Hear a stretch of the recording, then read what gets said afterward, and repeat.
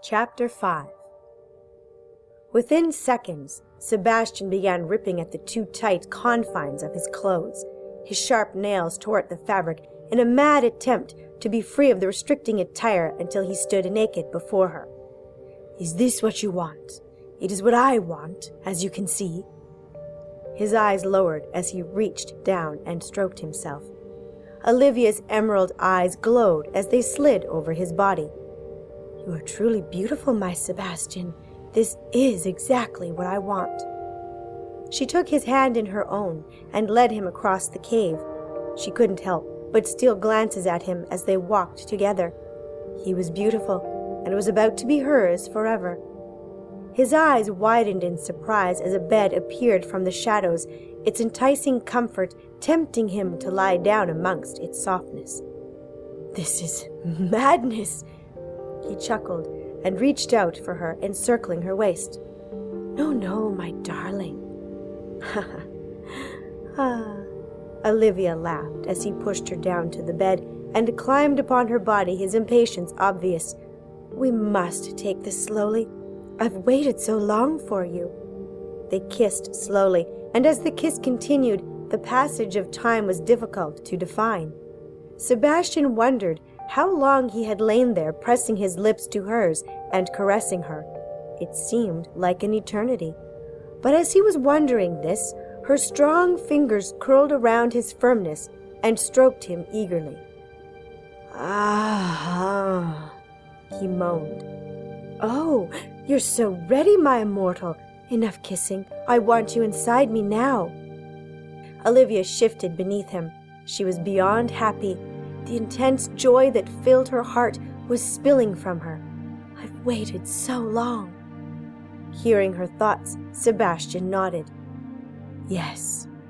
His hunger for her knew no bounds.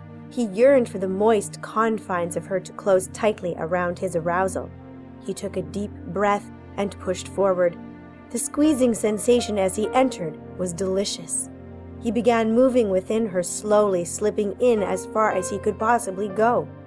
Deep, low grunts emitted from his throat as he felt her contract her muscles around him.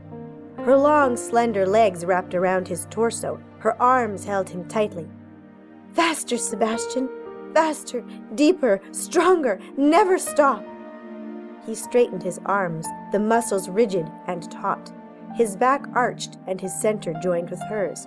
As he thrust above her, he looked down into her beautiful face, alive with hungry pleasure. His hips rammed vigorously, ecstasy making him wild with intense pleasure. He had never known such rapture. He was finally at one with a woman, albeit a witch. This was much more than he had with Elise. She paled in comparison to this new feeling overwhelming him. This had to be magic. With a gasp, he suddenly filled her with his warm seed, not even aware how close he was to his release. "Oh, Olivia," he groaned loudly as he buried his face into the side of her throat and fell against her moist skin, exhausted. Olivia did not release him from her clutches. "Again, my love!" She held him tightly. "Again!"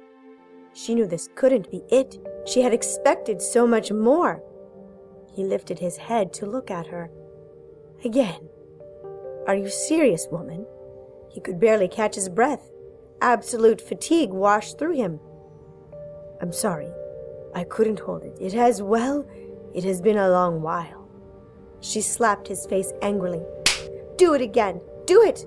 I want you to do it again! I demand it, Sebastian!" "I'm spent, my dear. This is something a vampire doesn't have much control over, regrettably." He lay back against the satin pillow.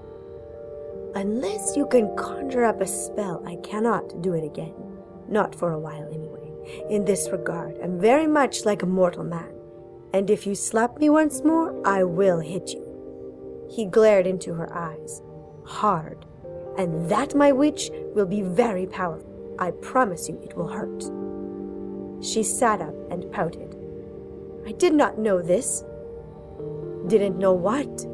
He looked at her, confused.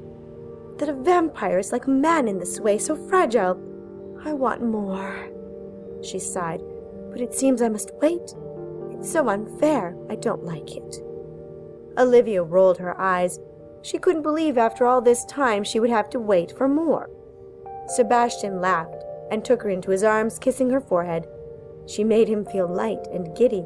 He hadn't laughed in an age. "Yes, well, I've always heard life is unfair. But surely this is death." She gestured dramatically.